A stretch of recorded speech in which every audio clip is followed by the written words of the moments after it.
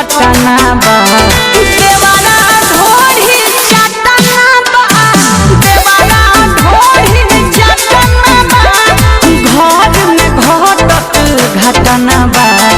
घरवा में घटत घटना